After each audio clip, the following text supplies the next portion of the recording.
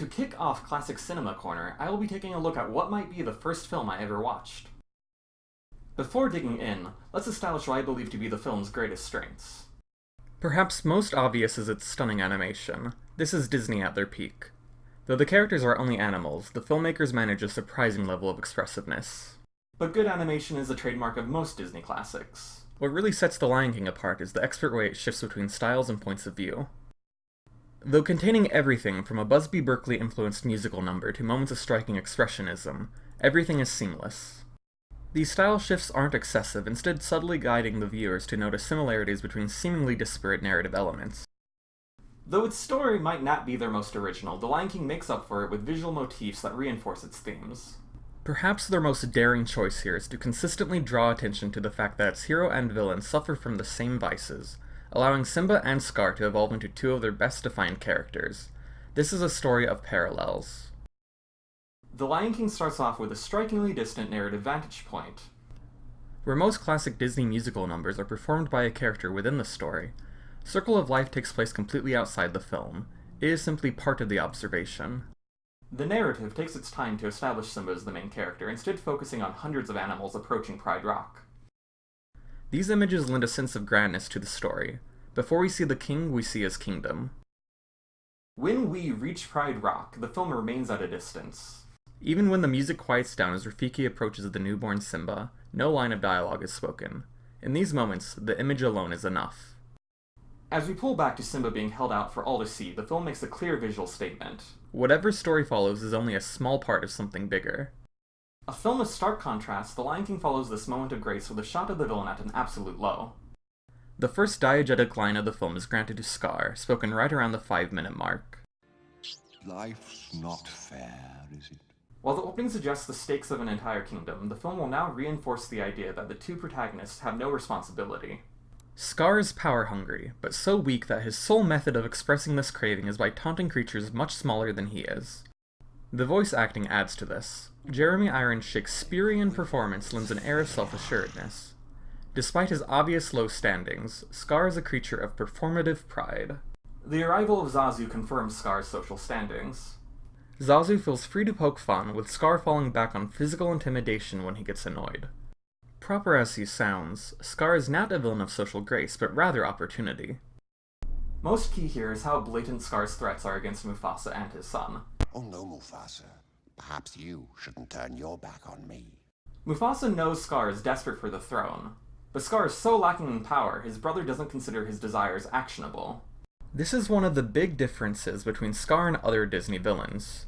Where most are larger than life and hold considerable power, Scar is a disgraced underdog. I'm afraid I'm at the shallow end of the gene pool. After 8 minutes, we are finally introduced to Simba as a speaking character. Where many Disney heroes can be naive, Simba is portrayed as outright annoying. His first action is to pester his father, a quick example of both his youth and his self-centered nature. Mufasa quickly establishes the stakes to Simba. Everything the light touches is our kingdom.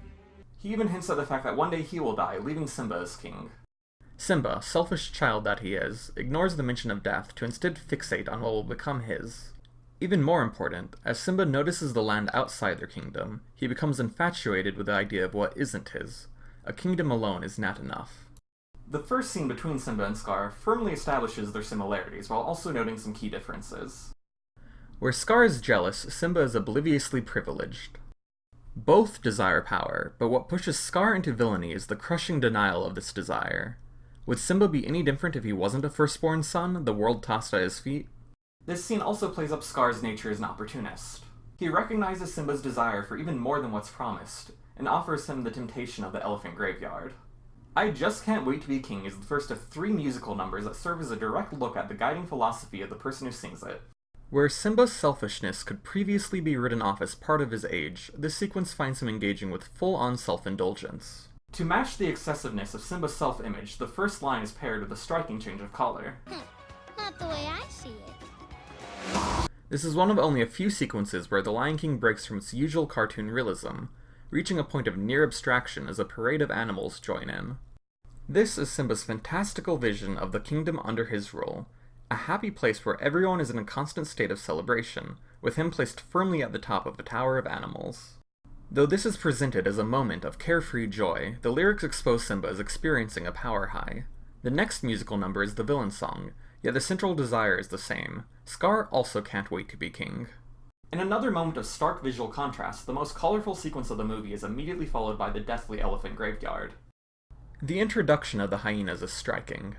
A near symmetrical shot of two emerging from the eyes of a skull while the third crawls out from beneath the tusks. Disney is now a subtle studio, and here, the villains are literally emerging from death. But in true Disney fashion, the evil henchmen actually serve more as comic relief. What's interesting in this circumstance is that, even while providing jokes, their presence is still more threatening than their leader. A key shot occurs as Simba and Nala are backed into a corner. Simba attempts to roar, but instead gives a weak growl. He tries again and lets out a stunning roar. This is immediately revealed as a fake-out as Mufasa leaps into the scene. Though the hyenas do briefly believe the roar belonged to Simba, it is here established that any power Simba thinks he has actually comes from his father. Returning from the graveyard, Mufasa again serves as philosopher. But before they speak, Simba steps into his father's paw print. This simple image works much the same as the roar, reinforcing the fact that Simba himself has no power. Mufasa's speech taps into a deep fear, the idea of losing his son. Though Mufasa has power, he carries enough self-awareness to realize it can only go so far. However, Simba still lacks the ability to understand death. Mufasa changes his explanation from the literal to the metaphysical, turning to the stars in a way that matches Simba's fantastical views of the world.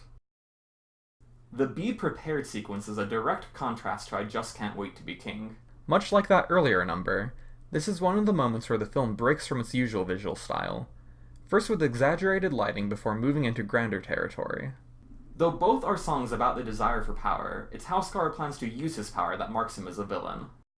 This is made perfectly clear by the image of Scar sitting atop a podium-like rock as the hyenas goose step below.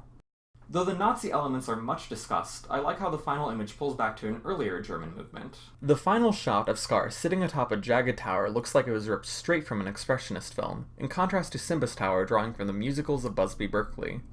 Even if desire is the same, intent makes all the difference. Scar immediately puts his plan into action. A little detail I caught onto here that I really like is how Scar taunts Simba with information only the hyenas would have given him.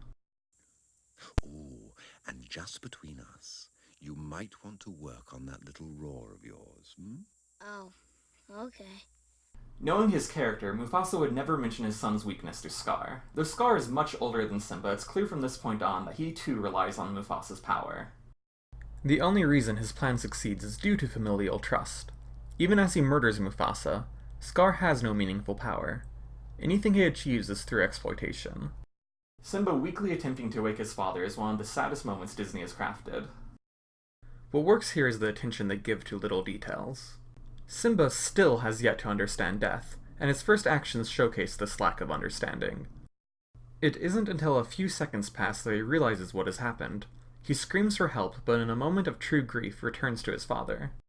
Few moments in cinema are as heartbreaking as Simba quietly crawling beneath Mufasa's front leg and lying down as he finally comprehends the meaning of it all. He has lost the figure who would otherwise guide him through this first loss. The death of Mufasa is where Simba and Scar's desires finally diverge. Without Mufasa, Simba realizes he has no power, where Scar wrongly believes he has gained some. Unfortunately, due to his uncle's final provocation, Simba is convinced not to seek his own strength, but to accept his weakness. When Scar returns to claim the throne, he immediately brings in the hyenas. He is aware that his power is still a question at this point. Instead of allowing his reign to progress naturally, he forces the hand of the lionesses with sheer brute force, a force he is only in control of through his social connections. To aid Simba's fall into powerlessness while maintaining his self-indulgence, we are introduced to Timon and Pumbaa. They teach him a new ideology, that lacking power is an excuse to do whatever he feels like. Hakuna Matata serves as an update on Simba's philosophy. A lack of responsibility means he can finally do whatever he wants. In his mind, being free of expectations is the same as fulfilling them. To drive home his complacency in this new lifestyle, the film decides to age Simba during this sequence. This shot is fascinating, compressing years of decadence into a single moment as the trio crosses a tree. Like Simba's previous cheery number, this is immediately followed by a moment of darkness. The film returns to Pride Rock, which is now barren and dead. All sense of beauty from the Circle of Life sequence has been drained to the same colorless hues of the elephant graveyard.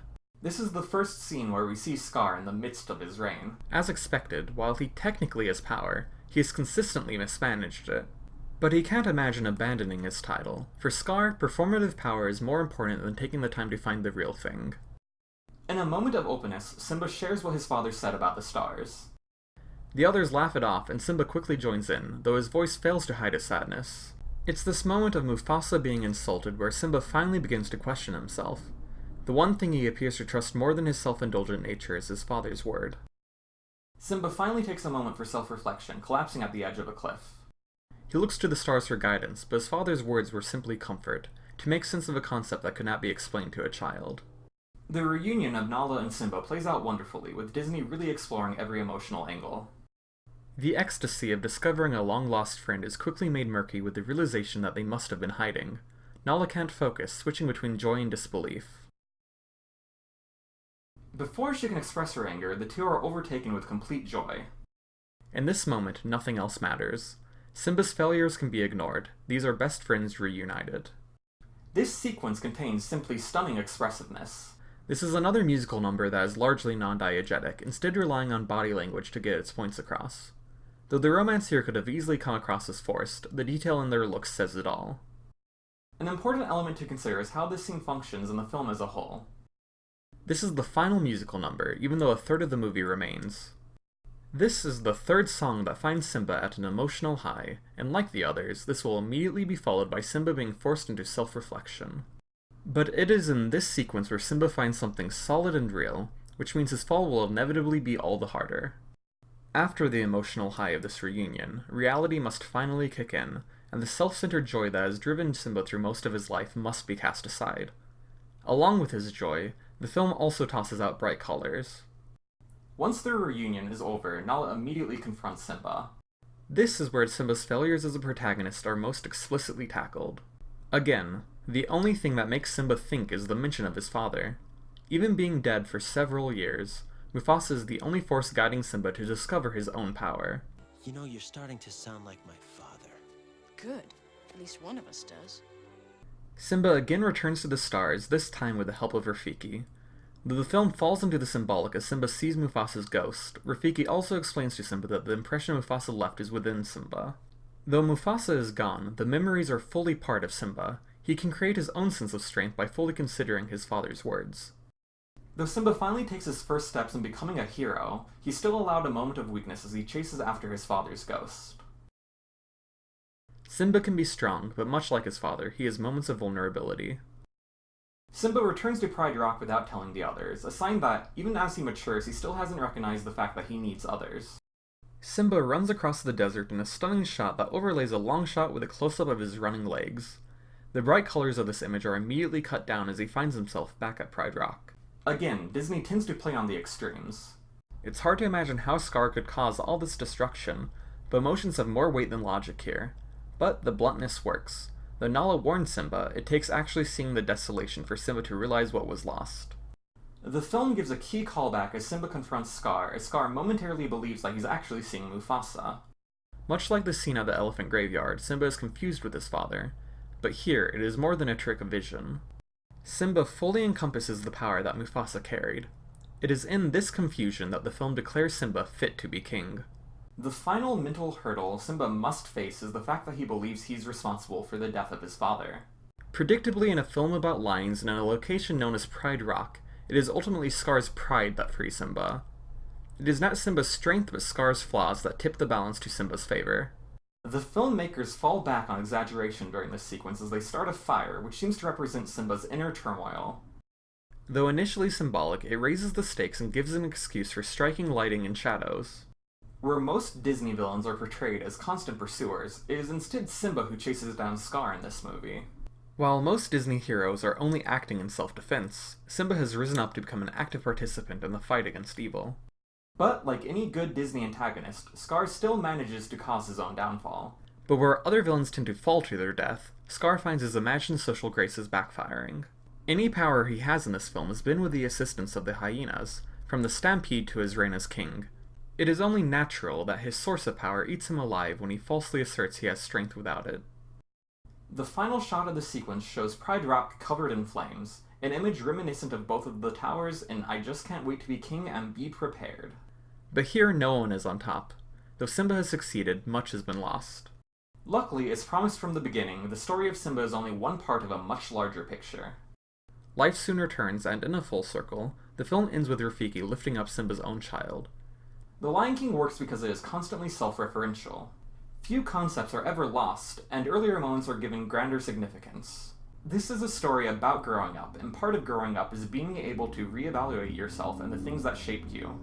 While its overall narrative might be predictable, The Lion King finds meaning through the finer details.